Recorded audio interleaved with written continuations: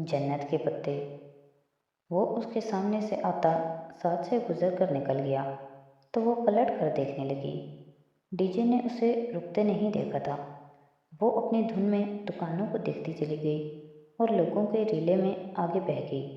हया यूं ही अपने घुटनों तक आते स्याह कोट की जेबों में हाथ डाले उसे देख रही थी। अब वो हवा के रुख पे खड़ी थी तो उसके बाल पीछे की तरफ उड़ रहे थे। जहान उससे दूर जा रहा था। उसके साथ एक दराज कद लड़की भी थी। कोट स्कर्ट में मलबूस अपने सुर्ख बालों को ऊंचे जोड़े में बांधे वो लड़की नागवारी से हाथ हिला हिला कर बात कर रही थी। जहान ने उसे नहीं देखा। उसे यकीन था। वो दौड़कर उनके पीछे गई। वो दोनों बहुत तेज चल रहे थे। उनकी रफ्तार से मिलने की सही में वो एशियाई लड़की हाँफने लगी थी। बमुश्किल वो उनके ऐन अकब में पहुंच पाई। लड़की बुलंद आवाज़ में सर हिलाते कुछ कह रही थी। जहान भी खासा झुंझलाया हुआ जवाब दे रहा था। वो तुर्क बोल रहे थे या कोई दूसरी ज़ुबान, वो फैसला ना कर पाई। शायद तुर्क नहीं थी। वो बहुत लंबे लंबे फिक्रे बोल रहे थे और जितनी तुर्क हया ने अब तक सुनी थी वो ऐसी नहीं थी। तुर्क में फिक्रे छोटे होते थे, बस फेल इस्तेमाल किया और उसके आगे पीछे सादके लाके लगा लगा कर एक बड़ा लफ्ज़ बोल दिया जो मानी में कई फिक्रों के बराबर होता था। जहान, जहान। वो शोर रश में बमुश्किल इतनी आवाज़ से उसे पुकार पाई कि वो सुन सके। उसकी तीसरी पुकार पे वो रुका। लड़की भी साथ रुकी। वो दोनों एक साथ पलटे। जहान, उसके होंठ जहान को देखकर एक मासूम मुस्कुराहट में ढलने लगे। क्या मसला है? उसने संजीदा उखड़े उखड़े अंदाज में आबरू उठाए। उसके चेहरे पे इतनी सख्ती और नागवारी थी कि हया की मुस्कुराहट में खिलते लब बंद हो गए। उसका रंग फीका पड़ गया। मैं हया, वो बेयकीनी से बिना पलक झपके उसे देख रही थी। उसे शक गुजरा कि जहान ने उसे नहीं पहचाना। हाँ तो फिर, वो भवें सुकेड़े बोला। वो लड़की कोट की जेबों में हाथ डाले खड़ी नापसंदीदगी से हया को देख रही थी। फिर हया ने बेयकीनी से ज़ेरे लब दोहराया।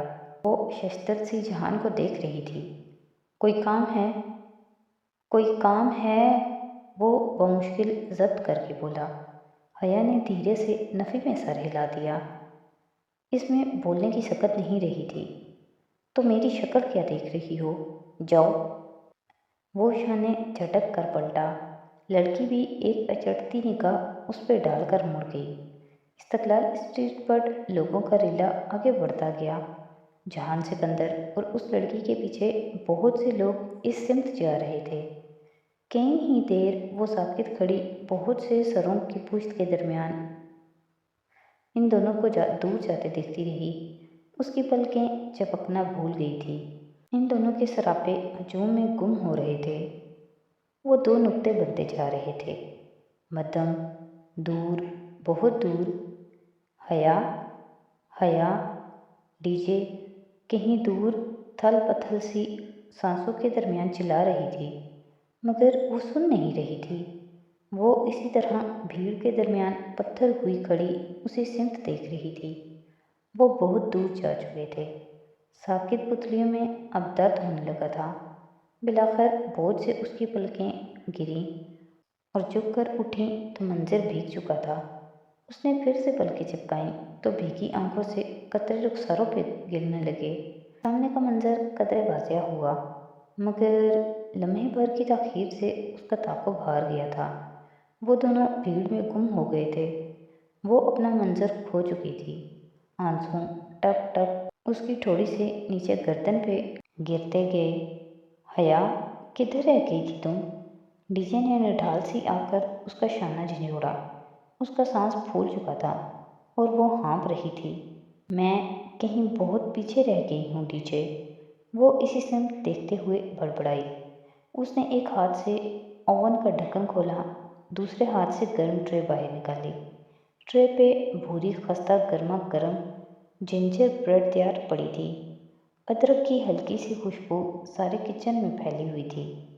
دوسرے ہاتھ میں جنجر بریڈ کو چیک کرتی سیدھی ہوئی اور ٹرے لا کر کاؤنٹر پہ رکھی۔ وہ سفید ڈھیلی سی آدھے بازوؤں والی شرٹ اور کھلے سیاہ ٹراؤزر میں ملبوس تھی۔ بالوں کا ڈھیلا سا جوڑا گردن پہ پڑا تھا اور الجھی سی لٹیں گالوں کو چھو رہی تھیں۔ ٹی شرٹ کے اوپر پہنے ایپرن پہ جگہ جگہ چاکلیٹ اور کریم کے دھبے لگے تھے۔ متاثم کاؤنٹر کی ایک طرف کھڑا پیالے میں انڈے کی سفیدی پہن رہا تھا۔ ڈی جے دوسری طرف کھڑی سجاوٹ کے لیے بنٹیز اور رنگ برنگے بینز کے پیکٹ کھول کھول کر پلیٹ میں انڈیل رہی تھی۔ ہر رنگ کے بینز، کینڈیز اور سرخ بینز کا ڈھیر لگ چکا تھا۔ آج حسین کی سالگرہ تھی۔ روایتی طریقے سے کیک بنانے کی بجائے حیا اس کے لیے جنجر بریڈ ہاؤس تیار کر رہی تھی۔ 1 فٹ اونچا جنجر بریڈ سے بنا گھر جو چاکلیٹ، کریم اور رنگ برنگی جیلی سے سجانا تھا۔ وہ پچھلے 4 گھنٹے سے لگی ہوئی تھی اور اب بالآخر اس کے جنجر بریڈ کے 6 بیک ہو چکے تھے، 4 دیواروں کے لیے اور 2 مخروطی چھت کے لیے۔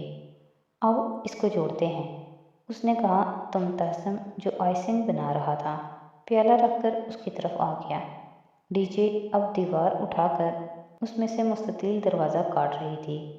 حیا اور متاثم نے احتیاط سے دیواریں متصل کھڑی کیں اور اس کے جوائنٹ پہ بطور گم مخصوص سیرپ لیپ دیا اور بہت آہستہ سے اپنے ہاتھ ہٹائے۔ دیوار سیدھی کھڑی رہی، سیرپ نے ان کو چپکا دیا تھا۔ زبردست، وہ پرجوش ہو گئی، ان کا گھر بن رہا تھا۔ یہ خیال ہی اس کی تھکاوٹ بھگا کر لے گیا۔ وہ دونوں اب اگلی دیوار جوڑنے لگے۔ حیا کے ماتھے سے جھولتی لٹ بار بار آنکھوں کے سامنے آتی، وہ بار بار اسے پیچھے ہٹاتی۔ آنکھوں پر لگی چاکلیٹ سیرپ کے دھبے اس کے رخسار پر لگ گئے، مگر پرواہ کسے تھی، 4 دیواری بن گئی تھی۔ اب انہوں نے 2 مستطیل ٹکڑوں کو اوپر لٹتے وی کی طرح رکھا اور جوڑ پر سیرپ لگایا۔ کافی دیر بعد انہوں نے اپنے ہاتھ ہٹائے۔ چھت برقرار رہی، سیرپ سوکھنے لگا تھا، چھت مزید مضبوط ہو گئی۔ حیا تم گریٹ ہو۔ وہ بھورا سا گھر بنا رنگ یا آرائش کے بھی اتنا حسین لگ رہا تھا۔ متاثم بے اختیار ستائش سے بولا، مجھے پتہ ہے۔ وہ دھیرے سے ہنسی۔ وہ تینوں اب الگ کینڈیز اور جیلیز سے دیواروں کی سجاوٹ کرنے لگے۔ وہ ہر ڈیکوریشن کے ٹکڑے کے پیچھے ذرا سا سیرپ لگا کر اسے دیوار سے چپکا دیتے۔ بھورے گھر پہ جگہ جگہ سرخ، سبز اور نیلے بٹن کی مانند آنکھیں ابھرنے لگی تھیں۔ ذرا سی دیر میں گھر سج گیا تھا۔ ڈی جے نے سفید کریم سے کھڑکیوں کی چوکور چوکھٹیں بنائیں اور اندر نیلی کریم کا رنگ بھر دیا۔ اب استنبول کی برف باری کا مزہ اپنے گھر کو بھی چکھائیں۔ حیا آئسنگ شوگر اور چھلنی لے آئی۔ اس نے سفید سوکھے آٹے کی شکل کی آئسنگ شوگر چھلنی میں ڈالی اور گھر کے اوپر کر کے چھلنی آہستہ آہستہ ہلانے لگی۔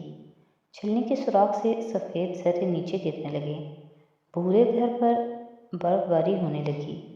اب ہلکی سی سفید تہ چاکلیٹ سے ڈھکے گھر پر بیٹھنے لگی۔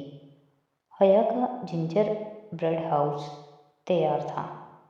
اس نے احتیاط سے ٹرے اٹھائی، گھر برقرار رہا۔ یہ اس کی 4.5 گھنٹے کی محنت کا ثمر تھا۔ کسی سالگرہ کی تقریب سے پہلے حیا سلیمان اچھے سے تیار نہ ہو، حیرت انگیز بات تھی، مگر آج اس کی تیاری وہ گھر ہی تھی۔ اسے اپنے رف ہولیے، ایپرن اور چہرے پر لگے دھبوں کی پرواہ نہیں تھی۔ اس کی ساری توجہ ٹرے میں سجے جنجر بریڈ ہاؤس پر تھی۔ وہ ڈی جے اور متاثم کے پیچھے چلتی کامن روم میں داخل ہوئی۔ وہاں فاصلے فاصلے پہ گول میزوں کے گرد کرسیوں کے پھول بنے تھے۔ درمیانی میز پہ گفٹس اور حسین کا لایا ہوا کیک رکھا تھا۔ 12 ممالک کے ایکسچینج اسٹوڈنٹس آ چکے تھے۔ وہ کوئی سرپرائز پارٹی نہ تھی، سو حسین بڑی میز کے پیچھے کھڑا ہنستا ہوا ٹالی کا گفٹ لینے کی کوشش کر رہا تھا، جسے ٹالی بار بار پیچھے کر رہی تھی۔ سرپرائز! حیا نے پکارا تو سب نے ادھر دیکھا۔ متاثم اور ڈی جے کے پیچھے وہ چوکھٹ پر کھڑی تھی دونوں ہاتھوں میں اٹھائی ٹرے میں وہ فیری ٹیل ہاؤس رکھا تھا اور حیا کو پتہ تھا وہ ہینسل اور گریٹل کے جنجر ہاؤس سے زیادہ خوبصورت تھا۔ واو! بے اختیار بہت سے لبوں سے ستائش نکلی۔ حیا، تم نے میرے لیے اتنا کیا؟ حسین بے حد متاثر ہوا تھا۔ اس نے مسکراتے ہوئے شانے اچکائے۔ وہ دروازے میں کھڑی تھی۔ دروازہ ادھ کھلا تھا اور سردی اندر آ رہی تھی۔ آؤ حیا، اسے میز پہ لے آؤ۔ متاثم بڑی میز سے گفٹس، کیک اور دوسری ڈشز کے درمیان چیزیں ہٹا کر جگہ بنانے لگا۔ سردی کی لہر دروازے سے اندر گھس رہی تھی۔ اس نے بائیں ہاتھ میں ٹرے پکڑے دائیں ہاتھ سے دروازہ دھکیلنا چاہا۔ وہ بدقسمتی کا لمحہ تھا۔